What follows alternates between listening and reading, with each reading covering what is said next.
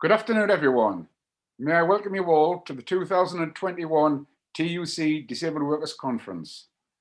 My name is Dave Allen, and I have the great honour of starting this year's conference. I'm the co-chair of the TUC Disabled Workers Committee and the General Council member for Disabled Workers, nominated by my union Unite and elected by and accountable to Congress. Other members of the Disabled Workers Committee will be chairing later sessions of the conference. This afternoon, we'll be starting conference with speeches, and you will hear from, first of all, our General Secretary, Francis. Then I will make my address as Disabled Workers Committee co-chair. Please note that we have a hashtag for the conference. If you are tweeting, the hashtag to use is hashtag uppercase TUC disability. Okay. Tomorrow there is a panel discussion which you can attend using the same link that you have used for this event. From 12 to 1:30, there is a panel discussion called The Role of Visibility in Tackling Disability Discrimination.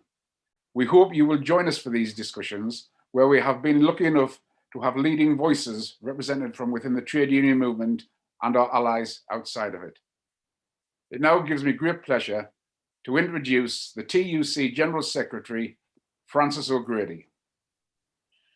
Thank you very much indeed, Dave. And at the risk of sounding like the Oscars, I just want to put on record my thanks to you as a brilliant chair for us, to all members of the committee, everybody who's tuned in, and also, of course, the fantastic Quinn Roach from the TUC office, who does all the backup work.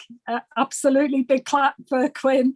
And a big welcome too to Kudsia Batul, who's our new Chief of Equalities, and I know he's going to make a real difference. I also just want to take the moment to remember Sean Mcgovern, because he was a good friend. At a personal level, he really encouraged me, and I know he's encouraged many of us. He was a sort of, your classic kind and decent man, but he was also an incredibly principled and inspirational champion for disabled workers on the committee as chair, but also on the General Council, and a really active member of the wider social movement as well. And I personally feel he taught me a lot. He taught all of us a lot, and the importance of that wider active movement inside the trade union movement, but outside too. I think it's worth remembering the lessons from that, because we know that we have to keep on organising to stay strong. I want to tell you, I had my jab, my coronavirus jab on Monday, and I'm gonna be honest about this. I don't feel it's any thanks to Matt Hancock. I think it is thanks to the NHS that rollout of that vaccine has been so successful.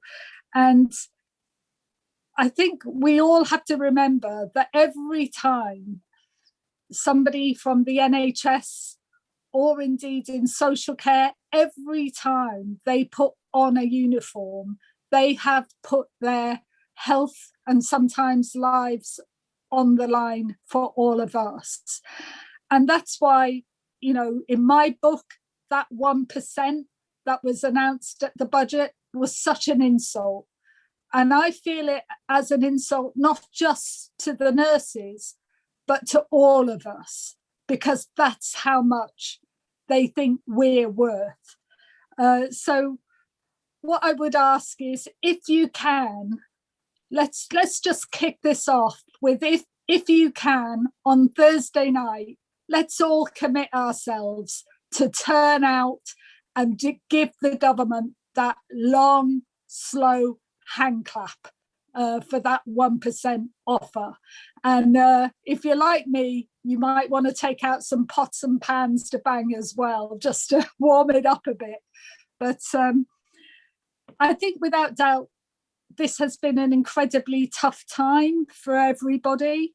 And we should never forget that one of the reasons it's been such a tough time is because we had a decade of austerity cuts. You know, when I hear people say we could never have predicted this coronavirus, well, in fact, it was predicted. The problem was we were ill prepared. And the reason we were ill prepared on everything from hospital beds to PPE is because of the cuts. And there's no getting around that. Those cuts cost lives. And the brutal and shocking fact is that of all of those deaths that have occurred because of the pandemic, 6 in 10 were disabled people. Now, this government, as we all know, was slow to lockdown. It was resistant to lockdown.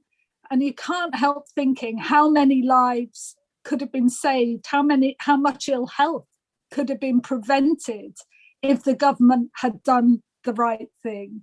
But if you remember at the time, there was all that talk about herd immunity. Survival of the fittest is what that says to me. And I think, again, we have to be honest in this conference of all conferences, that shadow of eugenics hangs over the whole debate, that some lives are cheaper than others. And you don't have to take my word for it. It's not an exaggeration, because even the Care Quality Commission noticed how on the files, particularly of people with learning disabilities, there was written on those files, do not resuscitate. And if that doesn't tell you something, I don't know what does. But it is ugly, it is obscene, and I think it needs calling out, because never again should we be in this position where people's lives are put on the line because of a disability. It's been pretty rough in the labour market too. For disabled workers, too often it's a case of first out and last back in, especially for Black and ethnic minority workers, especially for the young. Shielding workers, on the other hand, we know have been forced back too soon. We know that 2 million people in this country don't even earn enough to qualify for statutory sick pay. What a scandal. 2 million people, and then being forced to choose between whether they do the right thing by public health or whether they put food on the table for their families. That's again, it seems to me, just unacceptable in any decent society. And even if they do qualify, they only get £96 a week. For the average worker, that would represent an 80% cut in pay. Now, ministers in government, when they've been sick or had to self-isolate, they're on full pay. And in my book, quite rightly so. But they cannot then expect everybody else to take a massive cut in their pay. And as that TUC series of freedom of information requests exposed, when it came to those self-isolation payments, 7 in 10 people never getting the payment in the end, being refused. So there is something fundamentally wrong with our welfare system that needs fitting. And if even Matt Hancock admitted to me on national TV that he could not live on £96 a week, then he cannot expect anybody else to either. Now, I am very proud of what the TUC and unions have achieved during this crisis. We set ourselves 3 very simple objectives: to champion jobs, to champion safety and well-being at work, and to champion equality. And I know, believe you me, I know that the furlough scheme, let alone support for the self-employed, is far from perfect. But what I also know in my own mind, I'm very clear, is that if it were not for the trade union movement, then 10 million people's livelihoods would have been kaput. That would have been it. Because this government was prepared to countenance, as we know, mass unemployment. We know the people who always believe it's a price worth paying. And so we fought hard, and I think we should be proud that we defended the livelihoods of people. I think we should also be proud of the work that we did to push and keep pushing. Believe you me, we are continuing to push on health and safety at work. And of course, because we're a movement that understands our values are all about that we are stronger together. So of course, we must always champion equality. But yet again, in that budget, the Chancellor's budget, we had another end date for furlough, that stop-go approach, arbitrarily picking a date out of the air, whereas we're very clear that that support should stay in place as long as the pandemic is here. We hope, my goodness, we hope that that roadmap to recovery comes to fruition.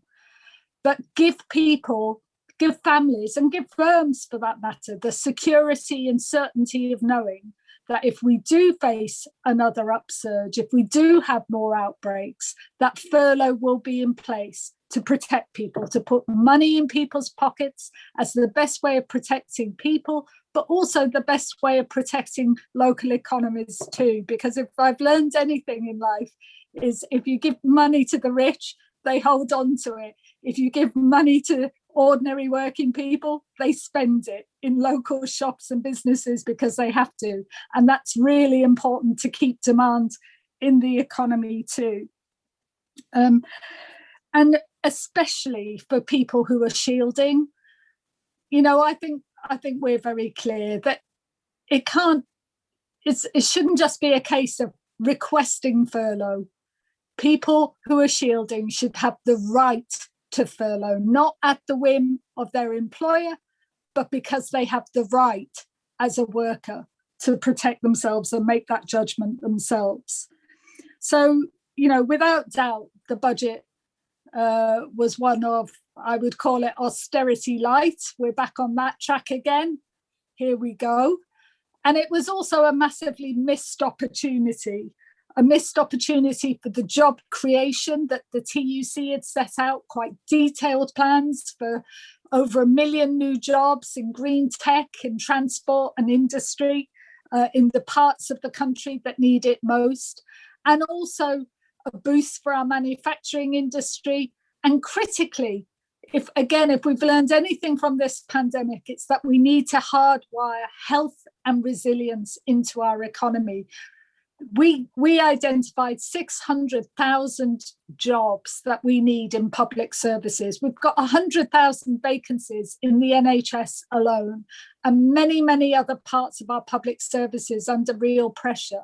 But if we want people to be healthy, if we want them to be educated and skilled and have a chance of a better life and a better job, then we need to invest in our public services too. And that, by the way, that includes our welfare system, because again, far too many people are having to learn just how low universal credit is. And it's why I know that Dave has led that campaign to scrap it. But the key thing here is it's got to be enough to live on. People have to be able to live a decent life. We have families to support. We have people who depend on us. We have got to be able to, any civilized society must be able to create that decent floor of income and rights. So if you can work, great. But if you can't work, you need decent support, and a decent society should provide that. So for us, Dave, just to end with this, you know, we've heard a lot about Build Back Better. That won't mean anything unless it's about building back fairer. And we know that, you know, there are all sorts of things. We've been waiting for this employment bill. I don't know how long now. we were promised that we were going to have our rights not just protected, but enhanced. Meanwhile, we see we've got 1 million people on 0 hours contracts. We've got millions more on less than the real living wage. When are we going to get the kind of decent jobs that this government has long promised?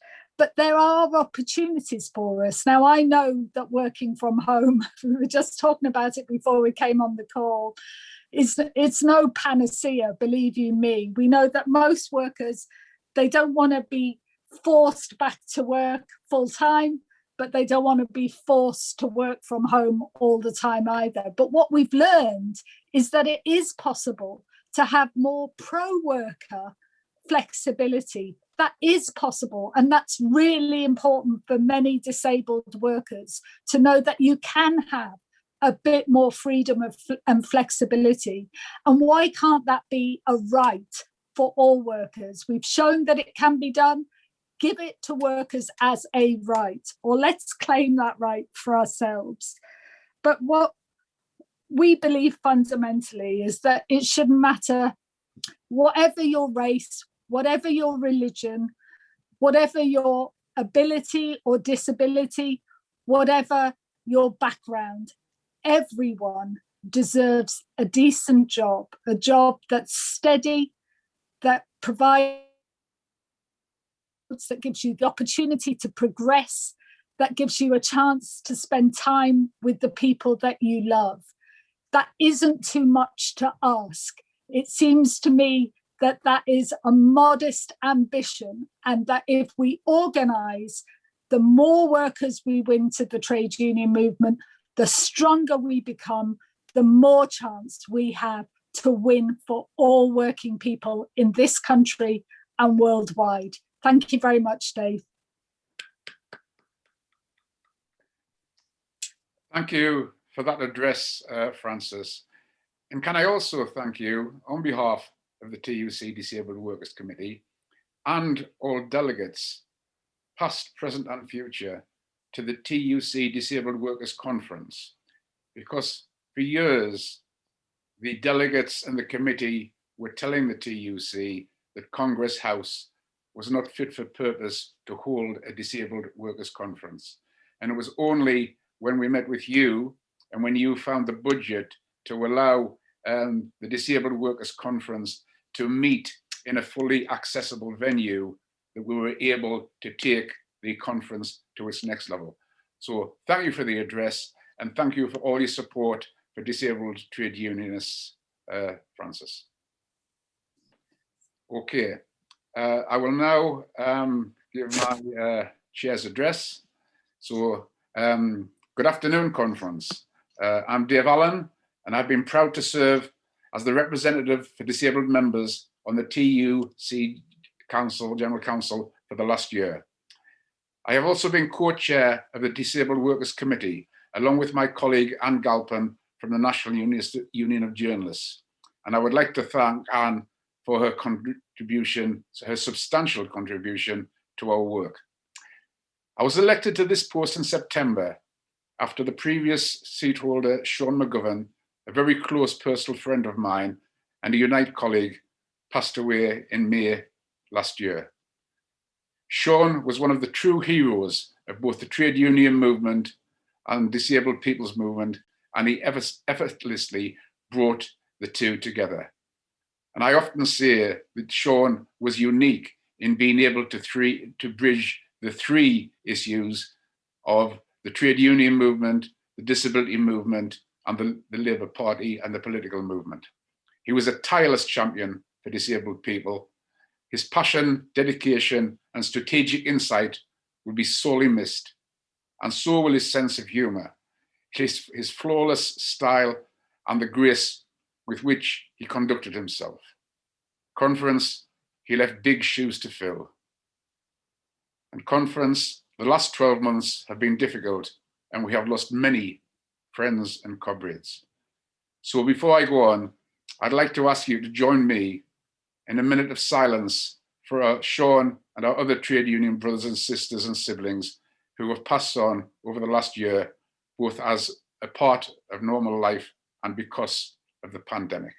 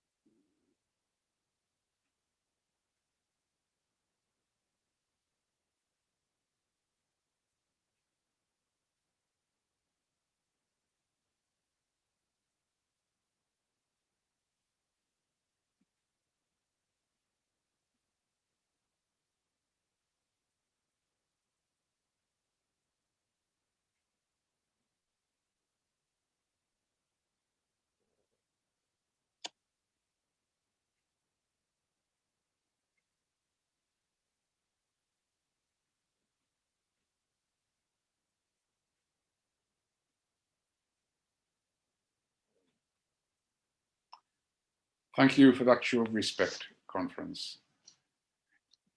Conference, we join each other today, and I must be upfront about the facts the government ignore or downplay. Across the United Kingdom, 6 in 10 of all deaths involving COVID-19 were disabled people. There have been over 100,000 people that have died. That means over 60,000 disabled people, our colleagues, have lost their lives. The government have made a myriad of excuses, including repeating the mantra that those who died were older people or who had underlying health issues. But what the clear underlying meaning is that these lives, disabled people's lives, matter less than others. Disabled people have been forced to pay the price for government failings, often with our lives. As Francis mentioned, the government were looking into herd immunity, while other governments were locking down their borders. Our government's initial strategy was herd immunity, protect the economy, and if that means some pensioners die, too bad. This was one of the Prime Minister's aides. He had been publicly condemned for his views on eugenics, so that those of us watching were not surprised by the government's initial response to the pandemic. Conference, there is a lot of work for our movement to do to ensure disabled workers are treated fairly and that the barriers put in our way are removed. Our evidence, TUC evidence, found in November 2020 that the disability pay gap has increased. In November, disabled workers earned an average of 20% less than their non-disabled peers. This was about £2.10 less an hour, or based on a 35-hour week, the equivalent of £3,800 a year. This was an increase of £800 a year compared with the 2019 findings. And in the last month, the Office of National Statistics released new statistics. It found that redundancy rates are 62% higher for disabled workers. The UK is in an economic crisis and a recession, and like the last time, disabled workers are the first to lose their jobs, the last to be rehired, and are experiencing negative changes to their in-work terms and conditions. This is one reason why it has never been more important that disabled people are members of trade unions. And the pandemic has brought to the foreground many of the issues facing disabled workers and disabled people. We have seen disabled workers step up and support their employers in less than ideal circumstances. We have seen them continue to work from home, something they had been told for years was not possible, without the reasonable adjustments that they needed. However, it is now more than a year since the first lot of the lockdowns, and many disabled workers are still working from home without the adjustments they need. We have heard that a year on, some disabled workers are still working off ironing boards or without specialist software they require. Conference, this is not acceptable. Workplace protections under the Equality Act have not changed under the pandemic. Employers need to meet their legal duties and put in place the adjustment workers need to do their jobs. Our members should not dread going into work because they believe they are being set up to fail. And earlier, I mentioned working from home, which is for many a reasonable adjustment. And for many, it is the reasonable adjustment that they were told was not possible. Yet, the pandemic has shown that for many working from home, this has not only been possible, but a reality. We have seen a home working revolution for disabled people, and this must not fade away when the pandemic is past. And not all disabled workers forced to work from home have benefited from it. Some have said the isolation has had a negative impact on their mental health. However, other disabled members who have worked from home have told us that as a result, they were able to do their job better with less pain, less fatigue, and better allow them ability to better manage their time, health condition, or impairment. We, the trade union movement, must continue to ensure employers put in place and keep in place members' reasonable adjustments, including home working. And going forward, we must ensure home working is at the worker's request, not the employer's demands. And finally, let me end on this note. It is important we do not forget the social model of disability, a model this committee and I remain committed to. Disabled people must be seen as equal citizens with the same rights as everyone else. We don't beg, we don't plead, we are not seeking charity. No, what we are doing is demanding our rights as full and equal citizens. The social model recognizes this and sees us. It will help us remove the barriers which stop our full participation in society. I thank every member of the committee for their contribution over the past year. We have covered a wide range of topics, and I'm really pleased that although this year has been difficult because of the pandemic, we have all come through together from different backgrounds and all parts of the United Kingdom, and we have succeeded in pooling our talents for this important work. We know we must carry on fighting. We know we must strengthen our links with allies of disabled people who are fighting back. We must and we will. As trade unionists, we were brought up in the spirit of unity. And tomorrow, when conference ends, let us leave stronger and more united than ever before. Thank you, conference.